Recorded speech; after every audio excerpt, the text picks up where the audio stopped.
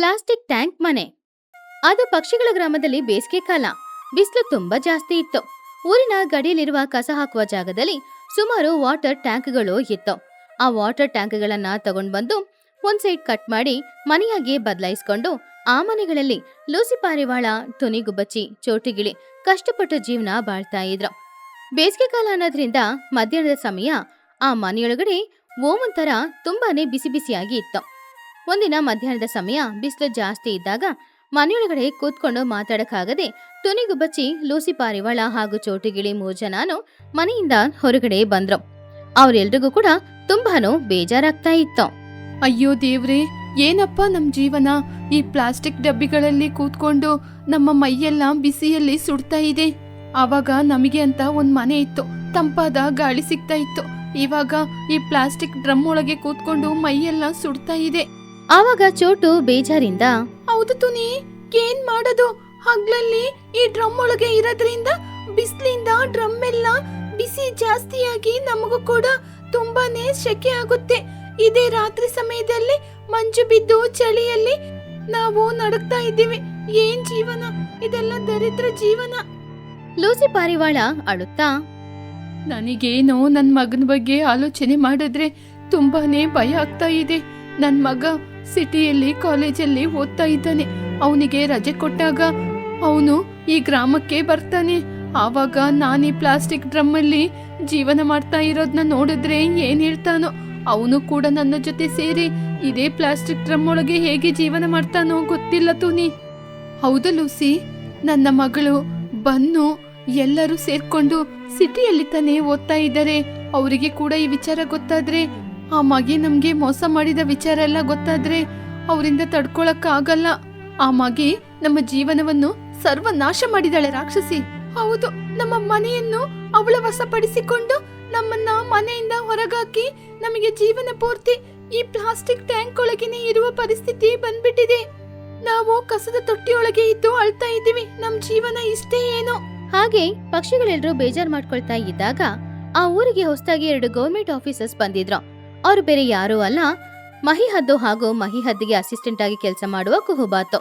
Government ಇಂದ ಬಡ ಪಕ್ಷಿಗಳಿಗೆ ಸಿಕ್ಕಿರುವ ಮನೆ ಅದು ಅವ್ರ ಹತ್ರನೇ ಇದೆಯಾ, ಅವ್ರಿಗೆ ಸರಿಯಾಗಿ ಹೋಗಿ ಸೇರ್ತಾ ಇಲ್ವಾ ಅನ್ನೋದನ್ನ ಚೆಕ್ ಮಾಡೋದಕ್ಕೋಸ್ಕರನೇ ಅವ್ರ ಊರಿಗೆ ಬಂದಿದ್ದು. ಹಾಗೆ ಊರೆಲ್ಲ ಸುತ್ತಾಡ್ಕೊಂಡು ಕೊನೆಗೆ ಊರಿನ ಗಡಿಲಿರುವ ಕಸದ ಬುಟ್ಟಿ ಹತ್ರ ಹೋದ್ರು. ಆವಾಗ ಕುಹು ಅಲ್ಲಿ ಪರಿಸ್ಥಿತಿ ನೋಡಿ, ಮಗಿಯವ್ರೇ, ಈ ಊರಲ್ಲಿ ಗೌರ್ಮೆಂಟು ಮನೆ ಇಲ್ಲದವರಿಗೆ, ಬಡವರಿಗೆ ಅಂದವಾದ ಮನೆಗಳನ್ನ ಕಟ್ಕೊಟ್ಟು ಅಪಾರ್ಟ್ಮೆಂಟ್ ನ ನಿರ್ಮಾಣ ಮಾಡಿದೆಯಂತೆ. ಅದ್ರಿಂದ ಈ ಊರಲ್ಲೇ ಯಾರು ಬಡ ಪಕ್ಷಿಗಳು ಅಂತ ಯಾರು ಇಲ್ವಲ್ಲ? ಮಹಿಹದ್ದು ಎಲ್ಲ ಕಡೆನೂ ನೋಡಿ, ಕುಹು, ನನಗೆ ಯಾಕೋ ಈ ಊರಿನ ಮುಖ್ಯಸ್ಥನಾದ ಆ ಚಿಚ್ಚುವಿನ ಮೇಲೆ ನನಗೆ ತುಂಬಾನೇ ಅನುಮಾನ ಬರ್ತಾ ಇದೆ. ಬಡವರಿಗೆ ಮನೆ ಕೊಟ್ಟೆ ಅಂತ ಫೋರ್ಜರಿ ಏನೋ ಮಾಡ್ಕೊಂಡು ಎಲ್ಲ ಮನೆಯನ್ನು ಅವರೇ ವಶಪಡಿಸಿಕೊಂಡಿದ್ದಾರೆ ಅನ್ಕೊಂಡಿದ್ದೀನಿ. ನಾವು ಅದನ್ನ ಸರಿಯಾಗಿ ಪರಿಶೀಲನೆ ಮಾಡ್ಬೇಕು. ಆವಾಗ ದೂರದಲ್ಲಿದ್ದ ಆ ವಾಟರ್ ಟ್ಯಾಂಕ್ಗಳನ್ನ ನೋಡಿ, ಹೌದು ಕುಹು ಅವ್ರೆ, ಅದೇನದು? ದೂರದಲ್ಲಿ ವಾಟರ್ ಟ್ಯಾಂಕ್ಗಳಿದೆ, ಅದೇನೋ ಮಧ್ಯದಲ್ಲಿ ಏನೋ ಕಟ್ ಮಾಡಿದ್ದಾರೆ. ಯಾರೋ ಅದರ ಒಳಗಿಂದ ಹೊರಗೆ ಬರುವ ರೀತಿ ಕಾಣಿಸ್ತಿದೆಯಲ್ಲ. ಕುಹು ಆಶ್ಚರ್ಯದಿಂದ, ಅಯ್ಯೋ ದೇವ್ರೆ, ಅಯ್ಯೋ ಮೇಡಮ್, ಆ ಟ್ಯಾಂಕ್ ಒಳಗೆ ಪಕ್ಷಿಗಳಿದ್ದಾರೆ. ಆ ಸಿಂಟೆಕ್ಸ್ ಅನ್ನು ಮನೆ ರೀತಿ ಉಪಯೋಗ ಮಾಡ್ಕೋತಾ ಇದ್ದಾರೆ. ಪ್ಲಾಸ್ಟಿಕ್ ಒಂದನ್ನು ಕಟ್ಟಿ ಅಲ್ಲೇ ಜೀವನ ಮಾಡ್ತಿದ್ದಾರೆ. ಅದ್ರೊಳಗೆ ಹೇಗಿದ್ದಾರೋ ಬನ್ನಿ ನೋಡೋಣ. ಹಾಗೆ ಮಹಿಹದ್ದು ಹಾಗೂ ಕುಹುಬಾತು ಇಬ್ರು ಕೂಡ ಚೋಟು ಹಾಗೂ ಟುನಿ, ಲೂಸಿ ಹತ್ತಿರ ಹೋದ್ರು. ಆಫೀಸರ್ಸ್ ನ ನೋಡಿದಾಗ ಎಲ್ರು ಕೂಡ ತುಂಬಾನೇ ಹೆದರ್ತಾ ಇದ್ರು. ಆದ್ರೆ ಮಹಿ ಅವರ ಪರಿಸ್ಥಿತಿಯನ್ನ ನೋಡಿ, ನಮಸ್ಕಾರ ಅಮ್ಮ, ನಾವು ಸರ್ಕಾರಿ ಅಧಿಕಾರಿಗಳು. ನೀವೇನು ನಮ್ನ ನೋಡಿ ಭಯಪಡ್ಬೇಡಿ. ನಾವು ಗೌರ್ಮೆಂಟ್ ಇಂದ ಇನ್ಸ್ಪೆಕ್ಷನ್ಗೋಸ್ಕರ ಬಂದಿದೀವಿ. ಯಾಕೆ ನಿಮಗೆ ಮನೆ ಇಲ್ವಾ? ಯಾಕೆ ನೀವು ಈ ಸಿಂಟೆಕ್ಸ್ ಅಲ್ಲಿ ಜೀವನ ಮಾಡ್ತಿದ್ದೀರಾ? ಆವಾಗ ಟುನಿ ಕೈ ಮುಗ್ದು ಅಳುತ್ತಾ, ಮೇಡಮ್, ಮನೆ ಇಲ್ವಾ ಅಂತ ಕೇಳ್ತಾ ಇದ್ದೀರಾ ಮೇಡಮ್? ಒಂದು ಕಾಲದಲ್ಲಿ ನಮ್ಮೆಲ್ಲರಿಗೂ ಸುಂದರವಾದ ಮನೆ ಇತ್ತು. ಒಂದು ಕಾಲದಲ್ಲಿ ನಾವೆಲ್ಲರೂ ಸಂತೋಷವಾಗಿ ಜೀವನ ಮಾಡ್ತಾ ಇದ್ದು. ಆದ್ರೆ ಒಬ್ಬಳ ಮೋಸಗಾರ್ತಿಯ ಮಾತು ನಂಬಿ ಮೋಸ ಹೋಗಿದೀವಿ. ಇವಾಗ ನಮಗೆ ಈ ಸಿಂಟೆಕ್ಸ್ ಡ್ರಮ್ಗಳೇ ಇರೋದು. ನಮಗೆ ತುಂಬಾ ಮೋಸ ಮಾಡ್ಬಿಟ್ರು ಮೇಡಮ್. ಕುಹುಬಾತು ಶಾಕ್ ಆದ್ಲು. ಏನು, ನಿಮ್ಮ ಮನೆಯನ್ನು ನೀವೇ ಕಳ್ಕೊಂಡ್ರ? ನಮಗೆ ಏನು ಅರ್ಥ ಆಗ್ತಾ ಇಲ್ಲ. ಯಾರು ನಿಮ್ನ ಮೋಸ ಮಾಡಿದ್ದು?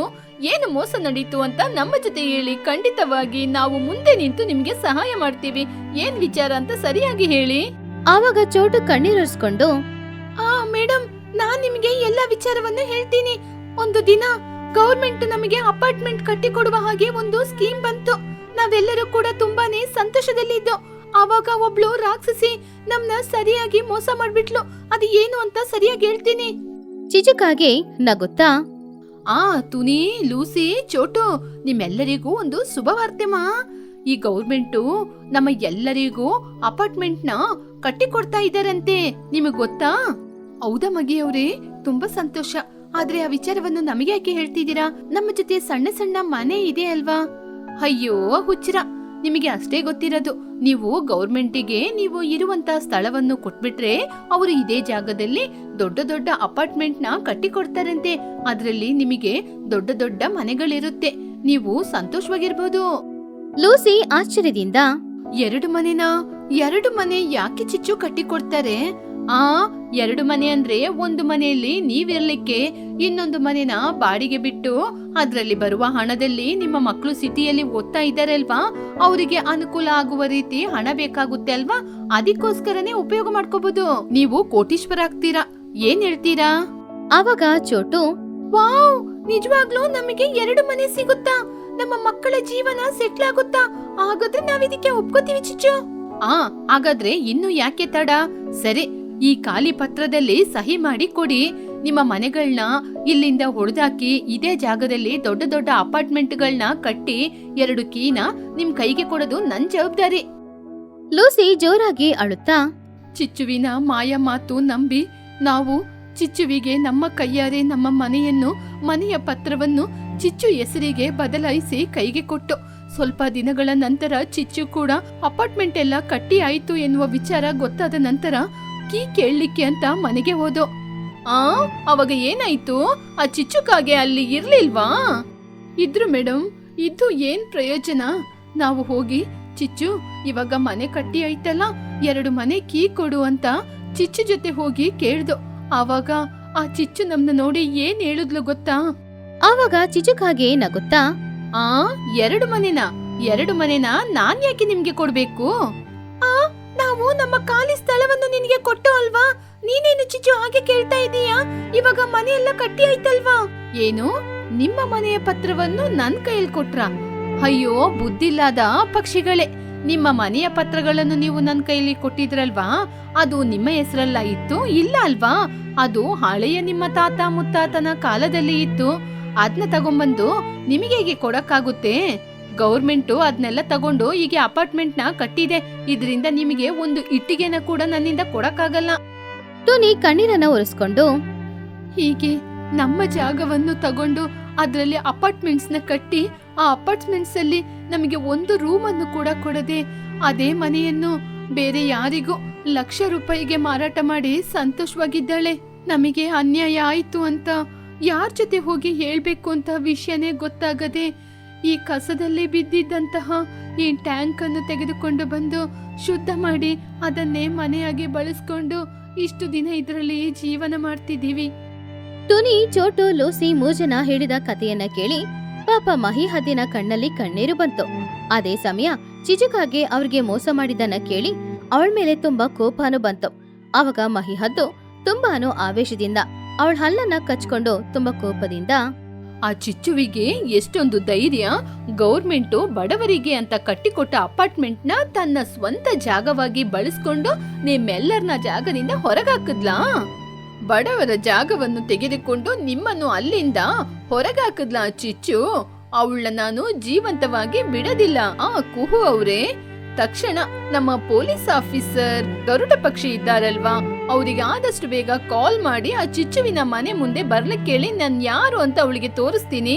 ಎಸ್ ಮ್ಯಾಮ್, ಇವಾಗ್ಲೇ ನೀವು ಹೇಳಿದ ರೀತಿ ಆ ಮುನ್ನಾ ಪೊಲೀಸ್ ಅವರಿಗೆ ಕಾಲ್ ಮಾಡ್ತೀನಿ. ಇಲ್ಲಿ ನೋಡಿ ತುನಿ, ನೀವು ಯಾವುದಕ್ಕೂ ಭಯಪಡ್ಬೇಡಿ, ಮೇಡಮ್ ನಿಮ್ಗೆ ನ್ಯಾಯ ಕೊಡಿಸ್ತಾರೆ. ಹಾಗೆ ಮಹಿಹದ್ದು ಕುಹುಬಾತು ಇಬ್ರು ಕೂಡ ಟುನಿ, ಚೋಟು ಹಾಗೂ ಲೂಸಿನ ಕರ್ಕೊಂಡು ಊರಿನೊಳಗಡೆ ಹೋಗ್ತಾ ಇದ್ರು. ಆವಾಗ ಚಿಚುಕಾಗೆ ಗೌರ್ಮೆಂಟ್ ಬಡ ಪಕ್ಷಿಗಳಿಗೋಸ್ಕರ ಅಲರ್ಟ್ ಮಾಡಿರುವ ಆ ಅಪಾರ್ಟ್ಮೆಂಟ್ ಮುಂದ್ಗಡೆ ಒಂದು ಸೋಫಾ ಹಾಕಿ ಕಾಲ್ ಮೇಲೆ ಕಾಲ್ ಹಾಕಿ ಸ್ಟೈಲ್ ಆಗಿ ಕೂತ್ಕೊಂಡು ಬಾಡಿಗೆಗೋಸ್ಕರ ಬರೋರಿಗೋಸ್ಕರ ಕಾಯ್ತಾ ಇದ್ಲು. ಆವಾಗ್ಲೇ ಅಲ್ಲಿಗೆ ಮಹಿ, ಕುಹು ಎಲ್ರು ಬಂದ್ರು. ಆವಾಗ ಮಹಿ ತುಂಬಾ ಕೋಪದಿಂದ, ಚಿಚುಕಾಗೆ ಎದ್ದು ನಿಂತ್ಕೊಳ್ಳೆ. ಚಿಚುಕಾಗೆ ತಕ್ಷಣ ಸೋಫಾದಿಂದ ಕೆಳಗಡೆ ಇಳಿದು, ಆ ಯಾರ್ ನೀವು? ನನ್ನ ಅಪಾರ್ಟ್ಮೆಂಟ್ ಮುಂದೆ ಬಂದು ನಿಂತ್ಕೊಂಡು ನನ್ನನ್ನೇ ಜೋರ್ ಮಾಡ್ತೀರಾ? ಇದೆಲ್ಲ ಚೆನ್ನಾಗಿಲ್ಲ. ನಿಮ್ಮ ಹಿಂದೆ ಪ್ಲಾಸ್ಟಿಕ್ ಅಲ್ಲಿ ಜೀವನ ಮಾಡುವ ತುನಿ, ಚೋಟು ಇವರೆಲ್ಲ ಬಂದಿದ್ದಾರೆ. ಇವರಿಗೆ ಇಲ್ಲಿ ನಿಲ್ಲಕ್ಕೆ ಕೂಡ ಅರ್ಹತೆ ಇಲ್ಲ. ಆವಾಗ ಮಹಿ ತುಂಬಾ ಕೋಪದಿಂದ, ಆ ಇವ್ರನ್ನ ಭಿಕ್ಷುಕರು ಅಂತ ಹೇಳ್ತಾ ಇದ್ದೀಯಾ? ಇವರ ಜಾಗವನ್ನು ಇವ್ರ ಕೈಯಿಂದ ಕಿತ್ಕೊಂಡು ನೀನ್ ಇಲ್ಲಿ ಅಪಾರ್ಟ್ಮೆಂಟ್ ನ ಕಟ್ಟಿದೀನಿ ಅಂತ ಹೇಳ್ತಾ ಇದ್ದೀಯ. ನಾನು ಈ ಊರಿನ ಕಲೆಕ್ಟರ್ ಮಗಿ. ಗೌರ್ಮೆಂಟು ಬಡ ಜನರಿಗೋಸ್ಕರ ಕಟ್ಟಿಕೊಟ್ಟ ಆಸ್ತಿಯನ್ನು ನೀನು ನಿಂದು ಅಂತ ಕೊಚ್ಕೊಂಡು ಜಾಸ್ತಿ ಆಡ್ತಾ ಇದ್ದೀಯಾ? ಚಿಚುಗೆ ಭಯ ಆದ್ರೂ ಕೂಡ ಆ ಭಯನ ಅವಳು ತೋರಿಸ್ಕೊಳ್ಳಿಲ್ಲ. ಓಹ್, ಆ ಕಲೆಕ್ಟರ್ ಮೇಡಮ್ ನೀವಾ? ಬನ್ನಿ ಮೇಡಮ್, ಇವ್ರು ಹೇಳೋದೆಲ್ಲ ನಂಬೇಡಿ. ಇವರು ಅಪಾರ್ಟ್ಮೆಂಟಿಗೆ ಕೊಟ್ಟಂತ ಜಾಗ ಇವ್ರದೇನಲ್ಲ. ಅವ್ರ ಜೊತೆ ಸರಿಯಾದ ಪ್ರೂಫ್ ಕೂಡ ಇಲ್ಲ ಮೇಡಮ್. ಈ ಜಾಗ ಎಲ್ಲ ನಂದು. ಇವರೆಲ್ಲ ನಿಮ್ನ ನೋಡಿ ಸುಳ್ಳು ಹೇಳ್ತಾ ಇದ್ದಾರೆ. ಇವ್ರನ್ನ ಮಾತ್ರ ಯಾವುದೇ ಕಾರಣಕ್ಕೆ ನೀವು ನಂಬಲೇಬೇಡಿ ಮೇಡಮ್. ಆವಾಗ್ಲೇ ಅಲ್ಲಿಗೆ ಸೈರನ್ ಸೌಂಡ್ ಜೊತೆ ಒಂದು ಪೊಲೀಸ್ ಗಾಡಿ ಬಂತು. ಆ ಪೊಲೀಸ್ ಗಾಡಿಯಲ್ಲಿ ಸುಮಾರು ಪೊಲೀಸ್ ಆಫೀಸರ್ಸ್ ಇದ್ರು. ಆವಾಗ ಪೊಲೀಸ್ ಆಫೀಸರ್ ಆದ ಹದ್ದು ಆ ಗಾಡಿಯಿಂದ ಇಳಿದು ಬಂದು ಕಲೆಕ್ಟರ್ ಮಹಿಹದಿನ ಕೈಯಲ್ಲಿ ಅವನ ಕೈಯಲ್ಲಿ ಇಟ್ಕೊಂಡಿದ್ದ ಫೈಲ್ ನ ಕೊಟ್ಟಿತ್ತು. ಮೇಡಮ್, ಈ ಚಿಚ್ಚು ನಿಜವಾಗ್ಲೂ ದೊಡ್ಡ ಮೋಸಗಾರ್ತಿ. ತುನಿ, ಚೋಟು, ಲೂಸಿ ಇವರ ಕೈಯಿಂದ ಅವರ ಪತ್ರವನ್ನೆಲ್ಲ ಕಿತ್ಕೊಂಡು ಫೋರ್ಜರಿ ಮಾಡಿ ಚಿಚ್ಚುವಿನ ಹೆಸರಿಗೇನೆ ಪೋಲಿ ಡಾಕ್ಯುಮೆಂಟ್ನ ತಯಾರಿಸಿದಾಳೆ. ಇವಳು ಒಂದು ದೊಡ್ಡ ಫ್ರಾಡು ಅಂತ ನನ್ನ ಕೈಯಲ್ಲಿ ಎಲ್ಲ ಡಾಕ್ಯುಮೆಂಟ್ಗಳು ಸಿದ್ಧವಾಗಿದೆ. ಈ ಅಪಾರ್ಟ್ಮೆಂಟ್ ಎಲ್ಲ ಇವಳ ಹೆಸರಲ್ಲಿರೋ ರೀತಿ ಫೋರ್ಜರಿ ಮಾಡಿದಾಳೆ. ಚಿಚುಕಾಗಿಗೆ ಒಂದು ಕ್ಷಣ ಹೃದಯನೇ ನಿಂತೋದ ಹಾಗೆ ಇತ್ತು. ಚಿಚುಕಾಗಿ ನಡುಗುತ್ತಾ, ಆಫೀಸರ್ ಅವರೇ, ಅವ್ರು ಹೇಳೋದೆಲ್ಲ ಸುಳ್ಳು. ನಾನು ಅಂತದೇನೋ ಕೆಲಸ ತಪ್ಪು ಮಾಡಿಲ್ಲ ಸರೇ. ಏ ಚಿಚ್ಚು, ಸಾಕು, ಬಾಯಿ ಮುಚ್ಚು. ನಿನ್ನ ನಾಟಕ ಎಲ್ಲ ಬಯಲಾಗಿದೆ. ಇಲ್ಲಿರುವ ಜಾಗವನ್ನು ಕಿತ್ಕೊಂಡು ಅವ್ರನ್ನ ಪ್ಲಾಸ್ಟಿಕ್ ಡಬ್ಬದಲ್ಲಿ ಜೀವನ ಮಾಡಿಸಿದ್ಯಾ ರಾಕ್ಷಸಿ. ಮುನ್ನಾರವ್ರೆ, ಇವಳ ಮೇಲೆ ಕೇಸ್ನ ಫೈಲ್ ಮಾಡಿ ಇವಳು ಫೋರ್ಜರಿ ಮಾಡಿದಾಳೆ, ಇವಳು ಬಡವರಿಗೆ ಮೋಸ ಮಾಡಿದಾಳೆ ಅಂತ ತುಂಬಾ ಸ್ಟ್ರಾಂಗ್ ಆಗಿ ಕೇಸ್ನ ಫೈಲ್ ಮಾಡಿ ಇವಳು ಜೀವನ ಪೂರ್ತಿ ಹೊರಗಡೆ ಬಾರದ ಹಾಗೆ ಕೇಸು ಸ್ಟ್ರಾಂಗ್ ಆಗಿರ್ಲಿ. Okay, yes madam. ಕಾನ್ಸ್ಟೇಬಲ್ಸ್, ಈ ಚಿಚ್ಚುನ ಮೊದ್ಲು ಗಾಡಿಗೆ ಹಸ್ಸಿ. ಚಿಚುಕಾಗಿ ಜೋರಾಗಿ ಅಳುತ್ತಾ ಟುನಿಯ ಕಾಲಲ್ಲಿ ಬಿದ್ದು, ಅಯ್ಯೋ ತುನಿ, ಲೂಸಿ, ಚೋಟು, ನನ್ನನ್ನು ಕ್ಷಮಿಸಿ. ಅಪಾರ್ಟ್ಮೆಂಟ್ ಎಲ್ಲ ನನ್ನ ಹೆಸರಲ್ಲೇ ಇರ್ಬೇಕು ಅಂತ ನಾನು ಫೋರ್ಜರಿ ಮಾಡಿದೆಲ್ಲ ತಪ್ಪೆ. ದಯವಿಟ್ಟು ನನ್ನನ್ನು ಕ್ಷಮಿಸಿ. ನನ್ನ ತಪ್ಪು ನಾನು ಒಪ್ಕೊಂಡಿದ್ದೀನಿ. ಲೂಸಿ, ನನ್ನ ಕಾಪಾಡು. ಆವಾಗ ಟುನಿ ಗುಬ್ಬಚ್ಚಿ ಕೋಪದಿಂದ, ಏ ಚಿಚ್ಚು, ನಮ್ ಜೊತೆ ಕ್ಷಮೆ ಕೇಳ್ತೀಯಲ್ವಾ? ನಿನಗೆ ಸ್ವಲ್ಪ ಆದ್ರೂ ನಾಚಿಕೆ ಇದೆಯಾ? ನಾವು ಎಷ್ಟೋ ರಾತ್ರಿ ನಿದ್ರೆ ಮಾಡದೆ ಆ ಸಿಂಟೆಕ್ಸ್ ಅಲ್ಲೇ ಕೂತ್ಕೊಂಡು ಉರಿ ಬಿಸಿಲಿಗೆ ಎಷ್ಟೊಂದು ಒಣಗೋಗಿದೀವಿ. ನಮ್ಮ ಕಷ್ಟ ನಮ್ಮ ಮಕ್ಳಿಗೆ ಗೊತ್ತಾಗ್ಬಾರ್ದು ಅಂತ ಎಷ್ಟು ರಾತ್ರಿ ಹತ್ತಿದೀವಿ ಗೊತ್ತಾ? ಏ ಮೋಸಗಾರ್ತಿ, ನಿನ್ನ ಅಳು ಎಲ್ಲ ಸ್ಟೇಷನ್ ಅಲ್ಲಿ ಇಟ್ಕೋಬಾ. ಪೊಲೀಸ್ ಆಫೀಸರ್ಸ್ ಚಿಚುನ ಅರೆಸ್ಟ್ ಮಾಡಿ ಅಲ್ಲಿಂದ ಸ್ಟೇಷನ್ಗೆ ಕರ್ಕೊಂಡು ಹೋದ್ರು. ಚಿಚು ಅಲ್ಲಿಂದ ಹೋದ್ಮೇಲೆ ಮಹಿ ಹದ್ದು 3 ಮನೆಕೀನ ಹಿಡ್ಕೊಂಡು ಸಂತೋಷದಿಂದ ಚೋಟು, ಲೂಸಿ ಹಾಗೂ ಟುನಿ ಹತ್ರ ಬಂತು. ತುನಿ, ಚೋಟು, ಲೂಸಿ, ತಗೊಳ್ಳಿ. ನಿಮ್ಮ ಜಾಗದಲ್ಲಿ ನಿಮಗೆ ದೊಡ್ಡ ದೊಡ್ಡ ಅಪಾರ್ಟ್ಮೆಂಟ್ಸ್ ನಾನು ಕೊಡ್ತಾ ಇದ್ದೀನಿ. ನೀವು ಅಂದುಕೊಂಡ ಹಾಗೆ ನಿಮಗೆ 2 ಅಪಾರ್ಟ್ಮೆಂಟ್ನೇ ಕೊಡ್ತಾ ಇದ್ದೀನಿ.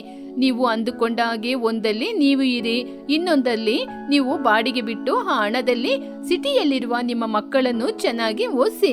ಇನ್ ಮುಂದೆ ನೀವು ಆ ಪ್ಲಾಸ್ಟಿಕ್ ಮನೆ ಹತ್ರ ಹೋಗೋದೇ ಬೇಡ. ಟುನಿ ತುಂಬಾನು ಸಂತೋಷದಿಂದ ಕಣ್ಣಲ್ಲಿ ಕಣ್ಣೀರೊಂದಿಗೆ ಕೈ ಮುಗ್ದು, ಕಲೆಕ್ಟ್ರಮ್ಮ, ಆ ದೇವ್ರ ರೀತಿ ಬಂದು ನಮ್ನ ಕಾಪಾಡಿದ್ರಿ. ನೀವು ಮಾತ್ರ ಬರದಿದ್ರೆ ಆ ಪ್ಲಾಸ್ಟಿಕ್ ಸಿಂಟೆಕ್ಸ್ ಅಲ್ಲೇ ನಮ್ ಜೀವನ ಕಳೀತಾ ಇತ್ತು. ನಿಮಗೆ ತುಂಬಾನೇ ಧನ್ಯವಾದಗಳು. ಹೌದು ಕಲೆಕ್ಟ್ರಮ್ಮ, ನಮ್ಮ ಮಕ್ಕಳು ಸಿಟಿಯಿಂದ ವಿದ್ಯಾಭ್ಯಾಸವನ್ನು ಮುಗಿಸಿ ಬರುವಾಗ ಆ ಪ್ಲಾಸ್ಟಿಕ್ ಮನೆಗೆ ಹೇಗೆ ಕರ್ಕೊಂಡೋಗೋದು ಅಂತ ದುಃಖ ಪಡ್ತಾ ಇತ್ತು. ಇವಾಗ ಸಂತೋಷದಿಂದ ಬರಮಾಡ್ಕೋತೀವಿ. ನಮ್ಮ ಜೀವ ಇರುವ ತನಕ ನೀವು ಮಾಡಿದ ಉಪಕಾರವನ್ನು ಯಾವತ್ತೂ ನಾವು ಮರೆಯೋದಿಲ್ಲ.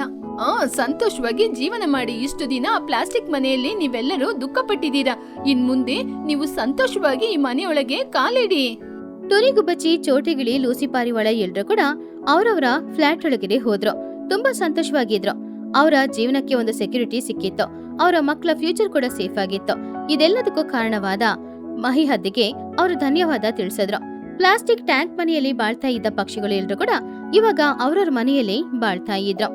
ಮಹಿ ಹದ್ದಿನ ತರ ತುಂಬಾನು ನಿಯತ್ತಾಗಿರುವ ಆಫೀಸರ್ಸ್ ಇರುವಾಗ ಚಿಚುಕಾಗೆ ತರ ಎಷ್ಟೇ ಜನ ಬಂದ್ರು ಸರಿ, ಅವ್ರು ಯಾರು ತಪ್ಪಿಸ್ಕೊಳ್ಳಕ್ಕಾಗಲ್ಲ. ಮಳೆಯಲ್ಲಿ ಹಡಗಿನ ಮನೆ. ಹೋದ ವರ್ಷ ಮಳೆಗಾಲದಲ್ಲಿ ಪ್ರವಾಹದ ನೀರು ಬಂದಿದ್ರಿಂದ ಪಕ್ಷಿಗಳು ಎಲ್ರೂ ಕೂಡ ಅವರವರ ಮನೆಗಳನ್ನೆಲ್ಲ ಕಳ್ಕೊಂಡು ಕೊನೆಗೆ ಬೇರೆ ದಾರಿ ಇಲ್ಲದೆ ಪ್ರಾಣನ ಕೈಯಲ್ಲಿ ಹಿಡ್ಕೊಂಡು ತಮ್ಮ ಮಕ್ಕಳ ಜೊತೆ ಒಂದು ಮರದ ಮೇಲೆ ಹೋಗಿ ಪ್ರಾಣನ ಕಾಪಾಡ್ಕೊಂಡು ಜೀವನ ಬಾಳ್ತಾ ಇದ್ರು. ಆ ದಿನಾನ ಇಲ್ಲಿವರೆಗೂ ಅವ್ರು ಯಾರು ಮರಿಲಿಲ್ಲ.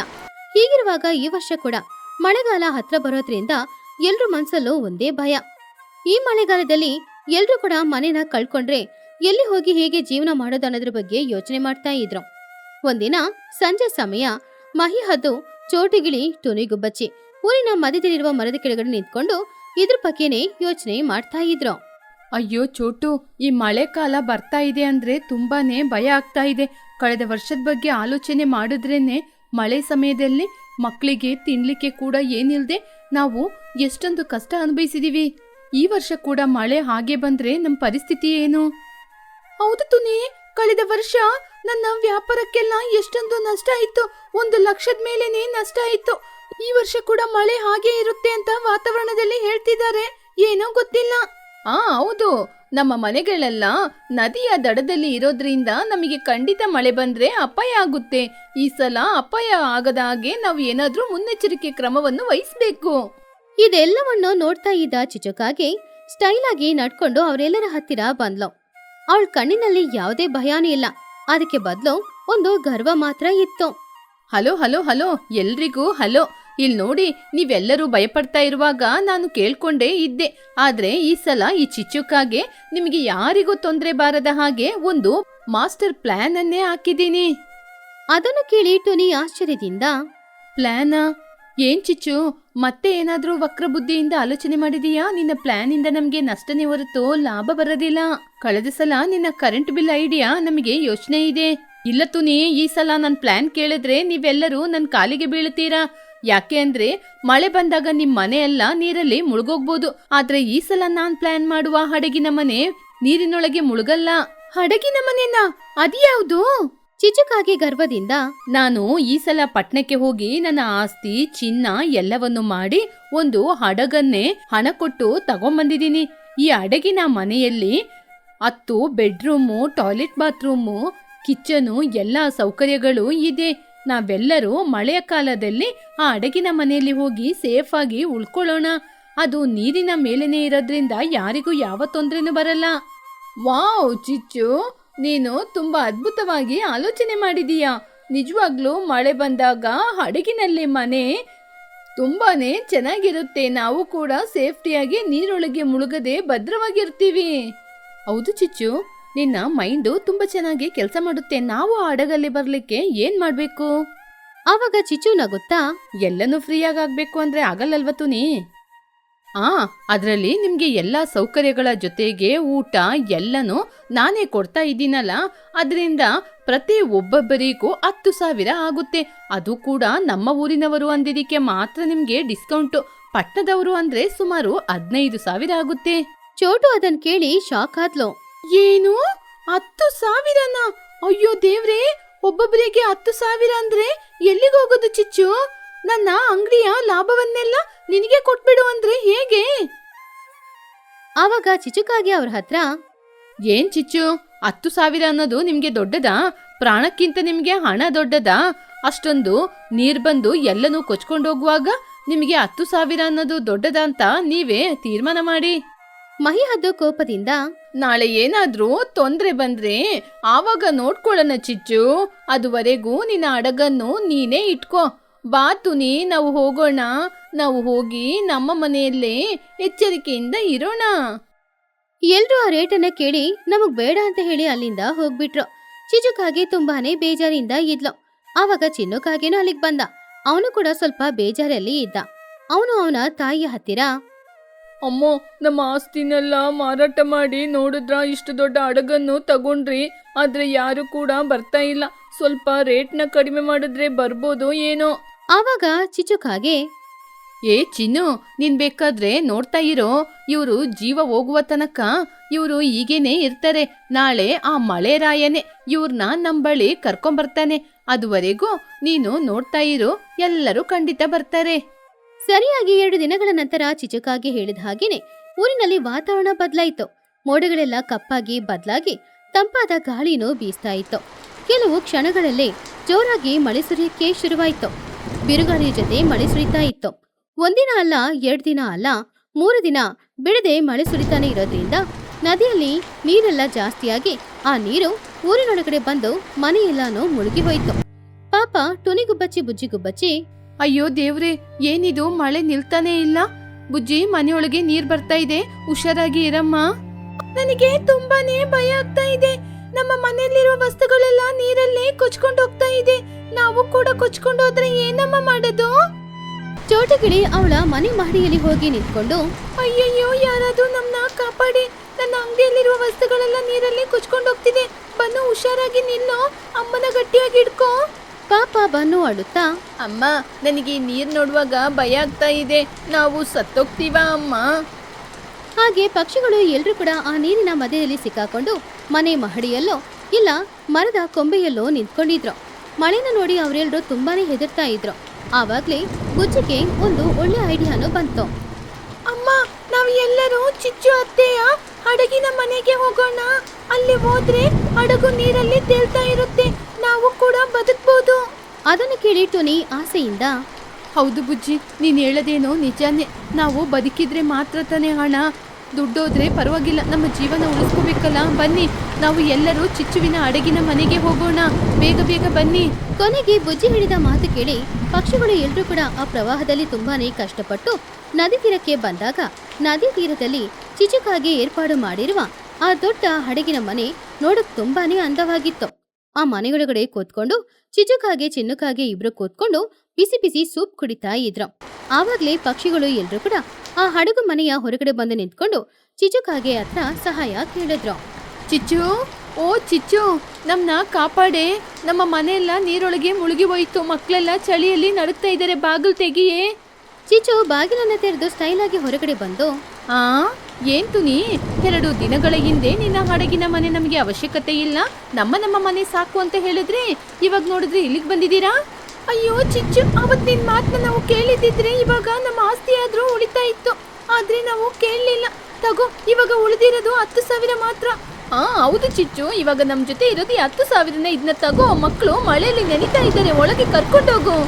ಚಿಚುಕಾಗಿ ಆ ಹಣನ ತಗೊಂಡು, ಸರಿ ಸರಿ, ಇವಾಗ ಬಂದ್ರಿ ನನ್ನ ದಾರಿಗೆ. ಸರಿ, ಎಲ್ಲರೂ ಮೊದಲು ಮನೆಯೊಳಗೆ ಬನ್ನಿ. ಎಲ್ಲರೂ ಹಣ ಕೊಟ್ಟಿದ್ದೀರಲ್ವಾ? ನನ್ನ ಲಕ್ಸರಿ ರೂಮಿಗೆ ನಿಮಗೆ ಸ್ವಾಗತ. ಯಾರಿಗೆ ಯಾವ ರೂಮ್ ಬೇಕೋ ಹೋಗಿ ನೀವೇ ತಗೊಳ್ಳಿ. ಹಡಗಿನೊಳಗಡೆ ಹೋಗಿ ನೋಡಿದಾಗ ಎಲ್ರೂ ತುಂಬಾನೇ ಆಶ್ಚರ್ಯಪಟ್ರು. ಅದು ಸಾಧಾರಣ ಹಡಗಿನ ಮನೆಯಲ್ಲ, ನೋಡಕ್ಕೆ ದೊಡ್ಡ ಅರಮನೆ ತರನೇ ಇತ್ತು. ಎಲ್ರಿಗೂ ಸಪ್ರೇಟ್ ಬೆಡ್ರೂಮ್ ಇತ್ತು.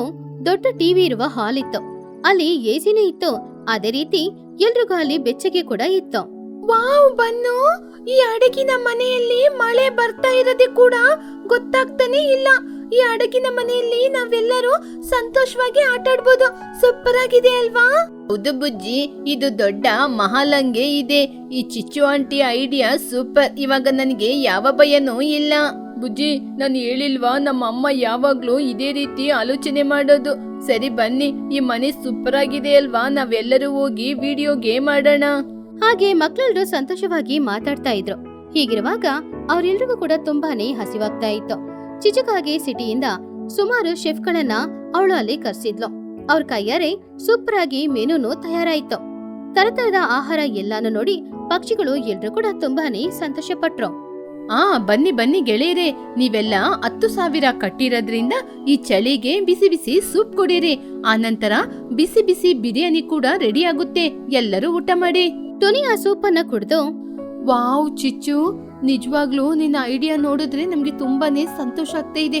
ನಿಜವಾಗ್ಲೂ ಊಟ ಎಲ್ಲಾನು ಎಷ್ಟೊಂದು ರುಚಿಯಾಗಿದೆ ಗೊತ್ತಿದ್ಯಾ?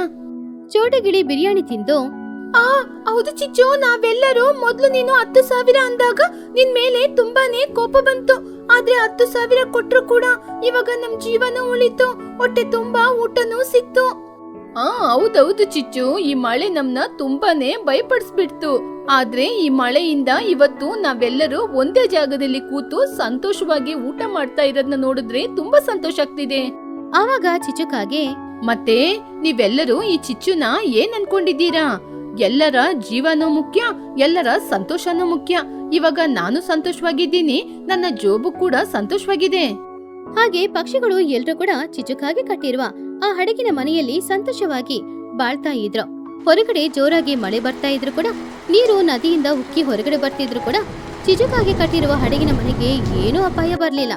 ಒಳಗಡೆ ಎಲ್ರೂ ತುಂಬಾ ಸಂತೋಷವಾಗಿದ್ರು.